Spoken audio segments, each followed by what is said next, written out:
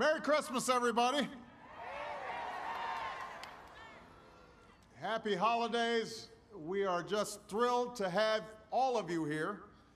Thank you, Secretary Salazar, for the kind introduction and for all that you're doing to protect our national parks and our public lands for the future of generations. I also want to recognize Neil Mulholland and everyone at the National Park Foundation and at the National Park Service who helped put this event together. I want to thank Pastor Darrell Morton for that wonderful invocation.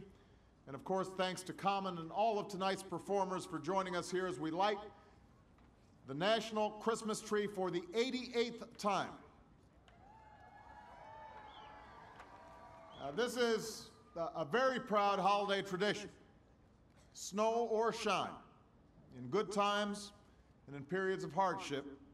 Folks like you have gathered with presidents to light our national tree.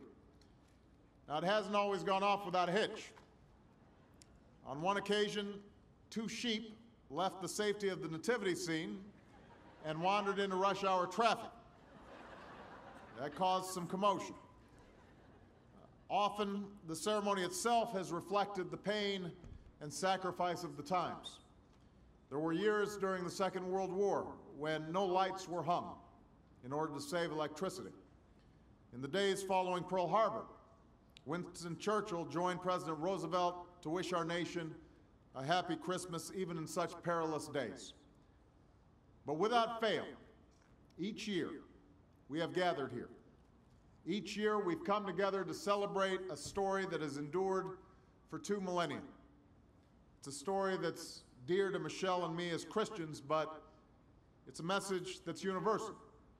A child was born far from home to spread a simple message of love and redemption to every human being around the world. It's a message that says no matter who we are or where we are from, no matter the pain we endure or the wrongs we face, we are called to love one another as brothers and as sisters. And so during a time in which we try our hardest to live with a spirit of charity and goodwill, we remember our brothers and sisters who have lost a job or are struggling to make ends meet. We pray for the men and women in uniform serving in Afghanistan and Iraq and in faraway places who can't be home this holiday season. And we thank their families who will mark this Christmas with an empty seat at the dinner table.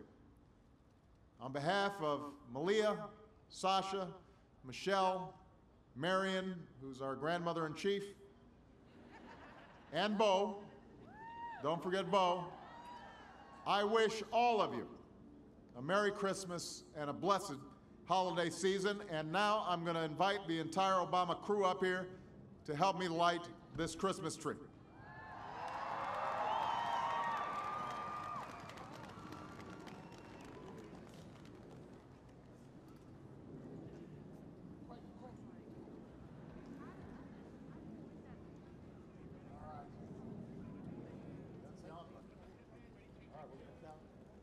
All right, everybody, we're going to count from 5. 5, 4, 3, 2, 1.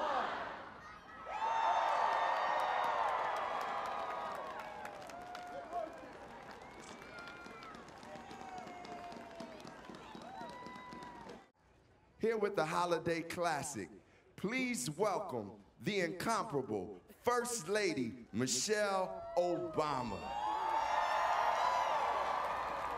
All right, you guys, you ready for this story? Yes. All right, here we go. 'Twas the night before Christmas, when all through the house not a creature was stirring, not even a mouse. The stockings were hung by the chimney with care, in hopes that St. Nicholas soon would be there. When out on the lawn there rose such a oh, I skipped a page. Wait. The children were nestled all snug in their beds. Did I skip another page? Okay, here we go. There we go. We're ready. First Lady's taking off her gloves. Ready? The children were nestled, all snug in their beds, while visions of sugar plums danced in their heads. And Mama in her kerchief, and I in my cap, had just settled down for a long winter's nap. When out on the lawn there arose such a clatter, I sprang from the bed to see what was the matter. Away to the window I flew like a flash, tore open the shutters and threw up the sash. The moon on the breast of the new fallen snow gave the luster of midday to objects below, when what to my wondering eyes should appear but a miniature sleigh and 8 tiny reindeer. With a little old driver so lively and quick, I knew in a moment it must be Saint Nick. More rapid than eagles, his coursers they came, and he whistled and shouted and called them by name. Now Dasher, now Dancer, now Prancer and Vixen, on Comet, on Cupid, on Donder and Blitzen. To the top of the porch, to the top of the wall, now dash away, dash away, dash away all. As dry leaves that before the wild hurricane fly when they meet with an obstacle mount to the sky, so up to the housetop the coursers they flew with the sleigh full of toys, and St. Nicholas too. And then in a twinkling I heard on the roof the prancing and pawing of each little hoof. As I drew in my head and was turning around down the chimney, St. Nicholas came with a bound. He was dressed all in fur from his head to his foot, and his clothes were all tarnished with ashes and soot. A bundle of toys he had flung on his back, and he looked like a peddler just opening his pack. His eyes, how they twinkled, his dimples how merry. His cheeks were like roses, his nose like a cherry. His droll little mouth was drawn up like a bow, and the beard of his chin was as white as the snow. The stump of a pipe he held tight in his teeth, and the smoke, it encircled his head like a wreath. He had a broad face and a little round belly that shook when he laughed like a bowl full of jelly. He was chubby and plump, a right jolly old elf, and I laughed when I saw him in spite of myself. A wink of his eye and a twist of his head soon gave me to know I had nothing to dread. He spoke not a word, but went straight to his work and filled all the stockings, then turned with a jerk. And laying his finger aside of his nose and giving a nod, up the chimney he rose. He sprang to his sleigh, to his team gave a whistle, and away they all flew like the down of a thistle. But I heard him exclaim, ere he drove out of sight, "Happy Christmas to all, and to all a good night."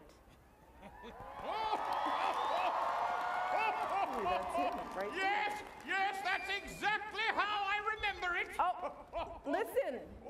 Who is that? Do you hear that? I think I hear Santa. Hello. Oh, I hope you don't mind. I was just keeping your seat warm. Thank you, Santa. But it gave us a chance to go over your Christmas list. And I have it on good authority that you've been nice this year. But that was a wonderful reading, wasn't that wonderful? Yes! You know, there's only one part of that story I don't like so much. I never thought my belly shook like a bowl full of jelly. I always thought this suit made me look rather slim, yes? No? Oh, but what a wonderful reading! Wonderful, wonderful! Yes! It's wonderful! It's a wonderful season! Oh, you know what? I think I feel a song coming on! Yes? What do you say?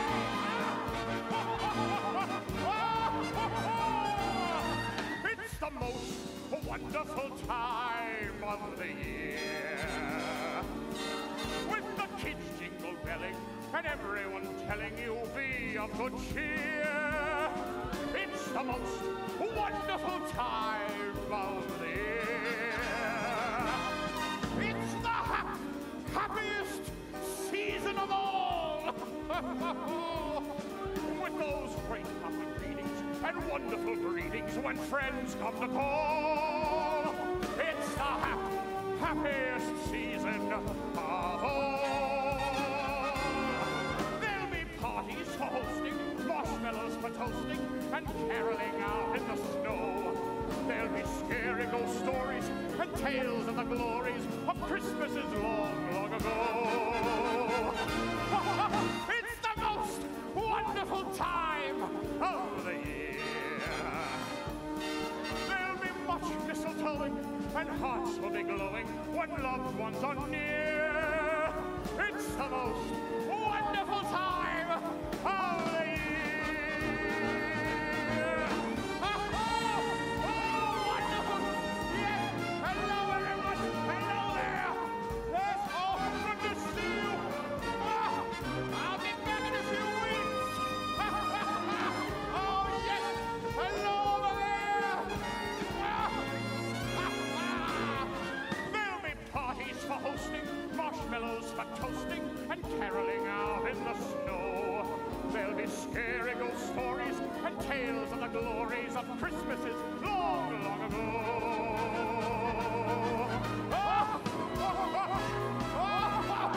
It's the most wonderful time of the year. There'll be much mistletoeing and hearts will be glowing when loved ones are near. It's the most wonderful time. It's the most wonderful time. It's the most wonderful time.